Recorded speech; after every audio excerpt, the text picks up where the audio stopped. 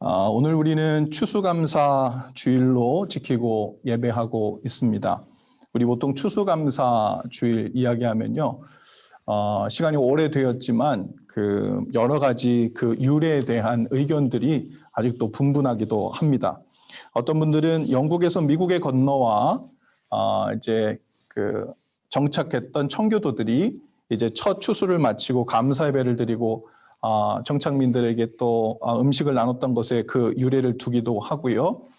또 유대인들이 지키는 절기에서 유래되었다라고 그렇게 생각하면서 이 기독교인들이 왜 유대인들이 지키는 절기, 구약에서 이미 끝난 그 절기를 우리가 지켜야 하는가 의문이 생기는다고 말씀하시는 분들도 계세요. 또 어떤 분들은 더 이상 농경사회에 기반을 두지 않는 대부분의 이 도시사회에 살고 있는 분들이 이 추수에 대한 감사를 해야 되는가 이렇게 생각할 수도 있습니다.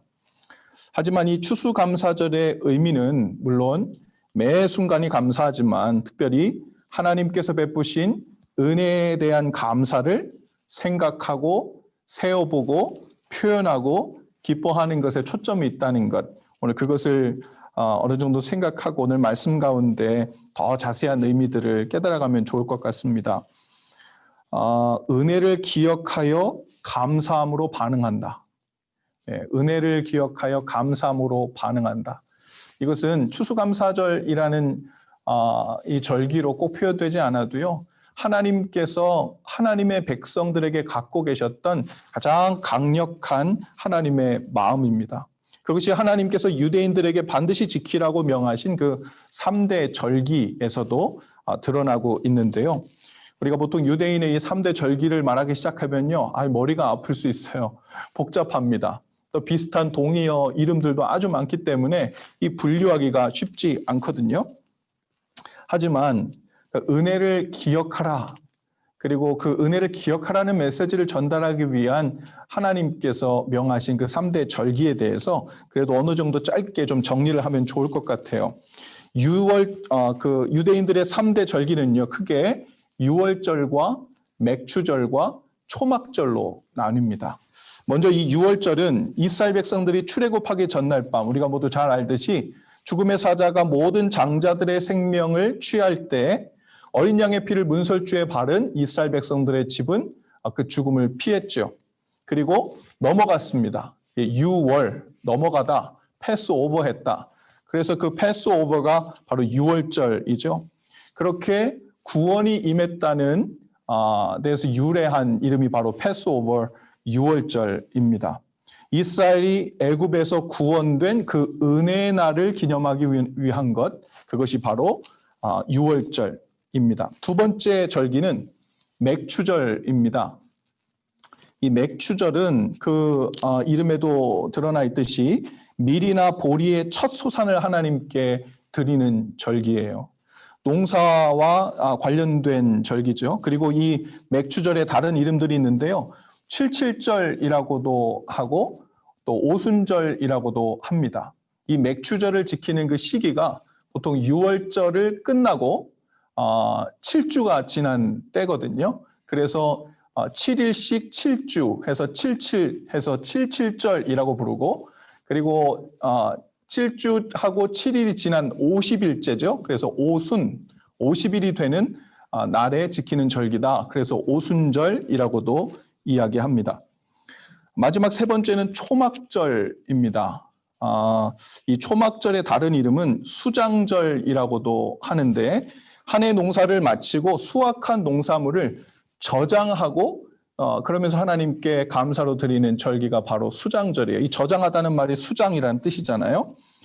그래서 이 수장절이 그 의미로 보면 한 해의 수확, 한 해에 대한 감사를 되돌아보고 생각하는 이 추수감사절과 아마 거의 비슷한 절기라고 볼 수 있죠.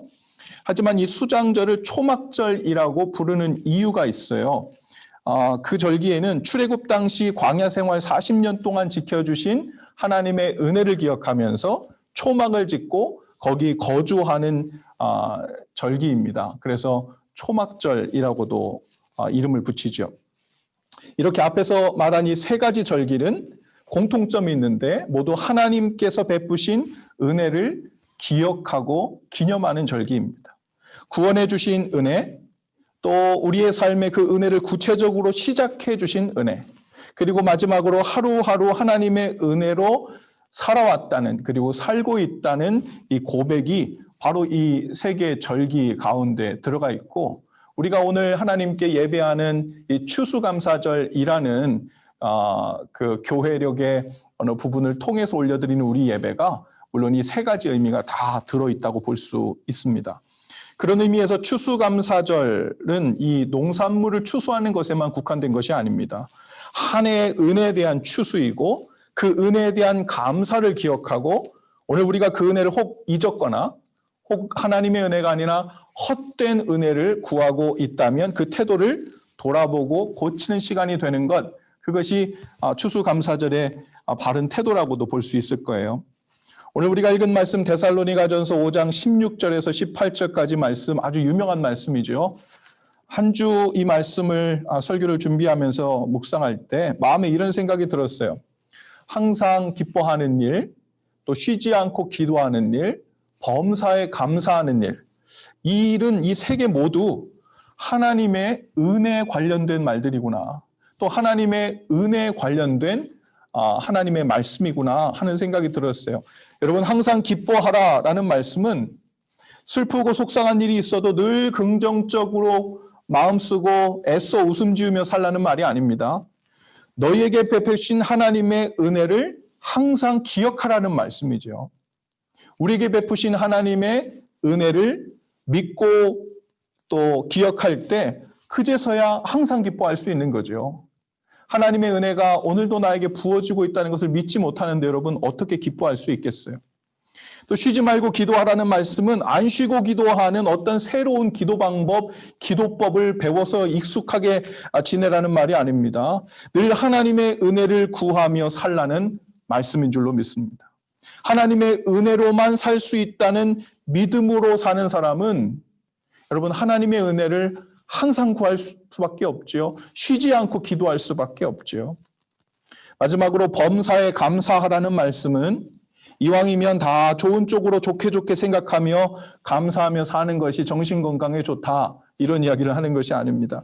우리의 모든 일상에 이미 하나님의 은혜의 손길이 닿아 있으니 그 사실을 믿음으로 반응하며 살라는 말씀이죠.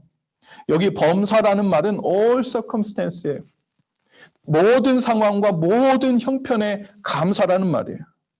하나님을 떠나 불순종하며 사는 경우가 아니라 하나님의 은혜를 구하며 살고 있는 경우라면 그 후에 경험하는 일상의 모든 상황, 여러분 정말 모든 상황입니다. 그 상황에 하나님의 은혜로 믿으며 받아 살라는 말이죠. 이 세 가지가 우리를 향한 하나님의 뜻입니다. 그냥 뜻이 아니라 하나님의 뜻 중에 뜻이죠. 메시지 성경에서는 이 세 가지 은혜에 반응하며 사는 삶에 대해서 이렇게 번역했어요. 무슨 일에든지 기뻐하십시오.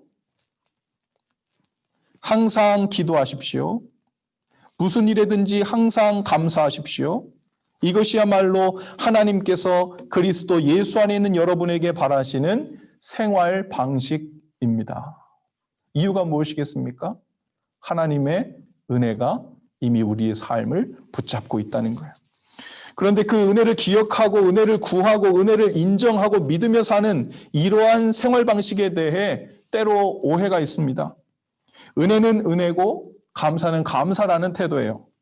그래서 감사 제목을 생각하려면 먼저 우리 자신을 기준으로 삼고 나의 기준을 또 나의 느낌을 기준으로 삼으려고 하는 경향이 있죠. 내가 원하는 것, 내가 구했던 것, 내가 은혜라고 인정했던 것들 중에서 감사할 만한 것이 혹은 이루어진 것이 있나 하고 찾아보는 겁니다. 여러분, 그런데 하나님이 명하신 감사는 그런 식으로 하는 게 아니에요. 은혜에 대한 믿음이 바로 감사로 이어지는 겁니다. 그리고 그 은혜를 깨닫고 그 은혜에 감사하는 것은 저절로 오는 것이 아니라 배워가는 것입니다. 빌립보서 4장 11절 12절에서 사도 바울은 이렇게 고백합니다. 내가 궁핍함으로 말하는 것이 아니라 어떤 형편에든지 나는 자족하기를 배웠노니 나는 비천에 처할 줄도 알고 풍부에 처할 줄도 알아. 모든 일, 곧 배부름과 배고픔과 풍부와 궁핍에도 처할 줄 아는 일체의 비결을 배웠노라. 일체의 비결, 그리고 모든 상황 속에서 만족하고 자족하고 감사하는 비결을 배운 겁니다. 좋은 일이 생길 때만, 배가 부를 때만, 가진 것이 풍성할 때만 자족했다는 게 아니에요. 만족함으로 감사하는 일을 배우게 되었다고 고백합니다. 비천에 처해보는 것을 통해서, 배고픔에 처해보는 것을 통해서, 궁핍에 처해보는 것을 통해서 그 모든 순간에 하나님의 은혜가 있었다는 것에 눈을 뜨게 되었고, 그리고 이어서 감사하고 자족할 수 있게 되었다는 말이죠.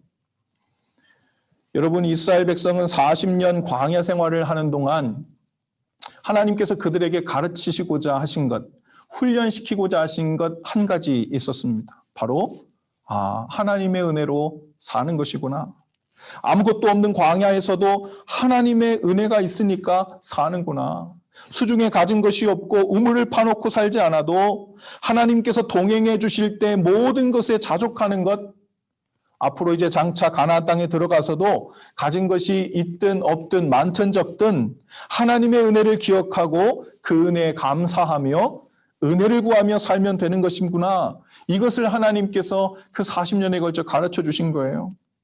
이 백성들은 광야에서 감사, 즉 하나님이 베푸시고 계신, 이미 베푸신 그 은혜를 믿음으로 인정하고 눈을 뜨는 것을 연습한 거예요.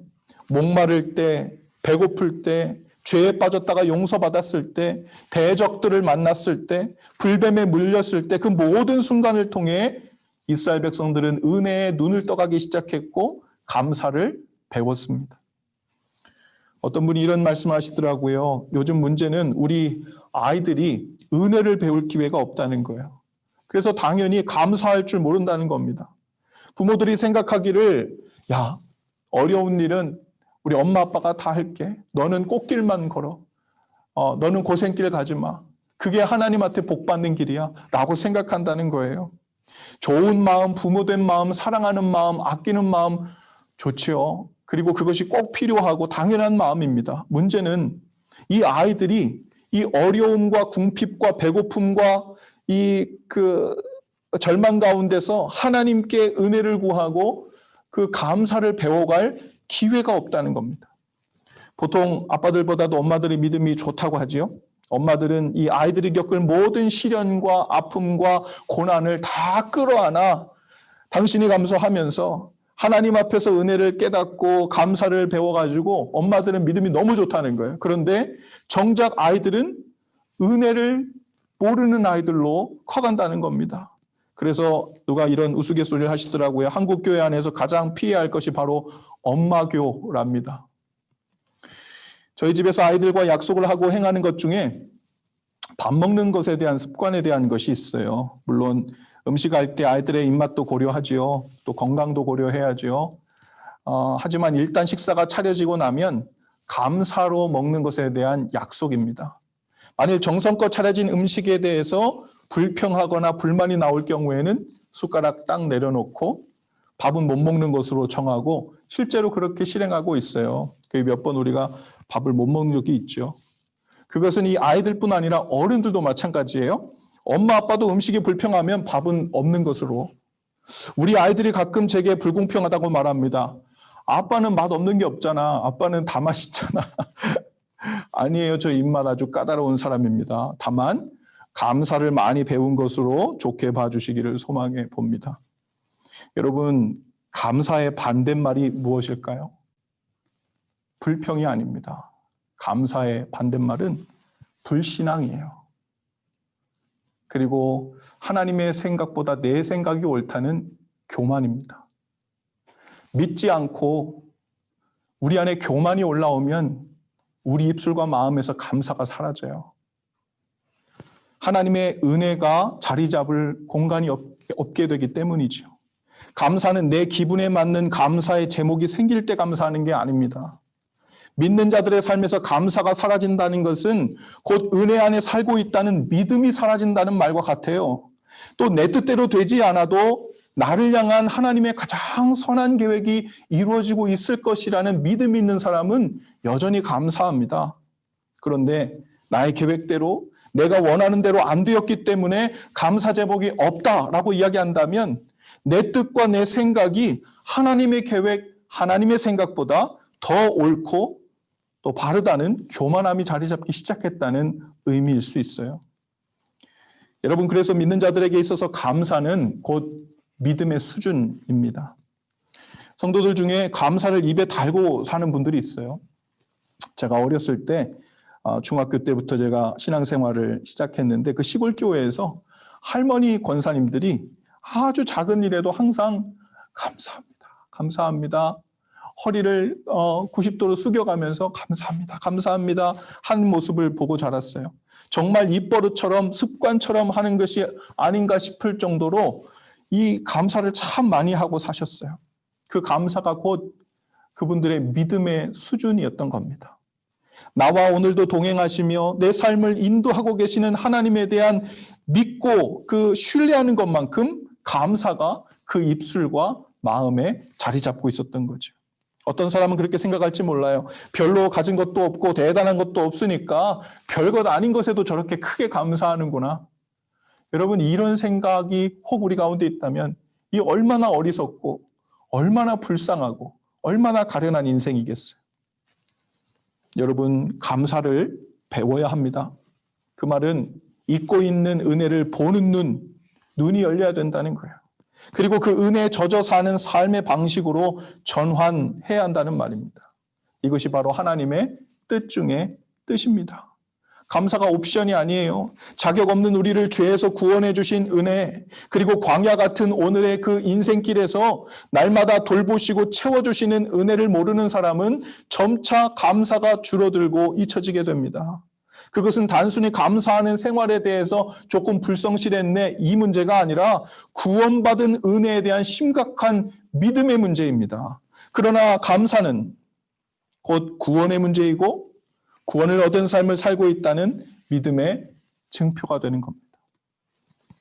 특별히 여러분, 감사를 우리 삶에서 하나님 앞에서 준비하실 수 있기를 바랍니다. 감사를 준비한다는 것은, 감사의 마음을 준비한다는 것은 곧 믿음의 그릇을 준비하는 것과 같은 말이에요.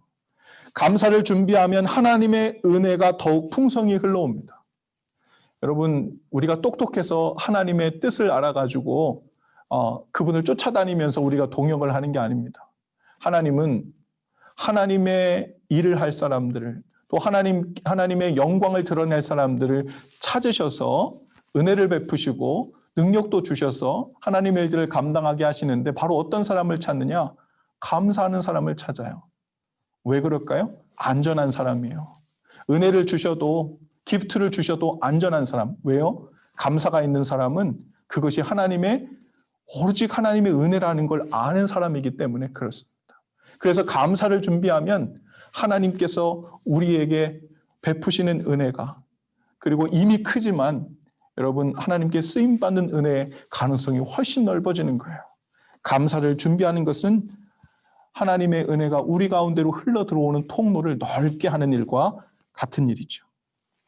특별히 여러분, 믿음의 가정을 세우기를 원하실 것입니다. 싱글인 분들도 장차 내가 가정을 꾸리게 되면 믿음의 가정을 꾸리리라.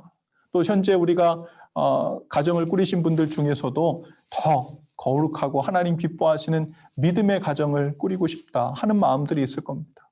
우리가 생각하는 그 믿음의 가정은 어떤 모습입니까? 우리가 가정예배 드리는 것도 중요하지만 가정예배 드린다고 믿음의 가정이 단번에 되는 것 아니죠. 날마다 말씀 읽는 것이 중요하지만 날마다 큐티한다고 믿음의 가정 그냥 되는 것 아니에요.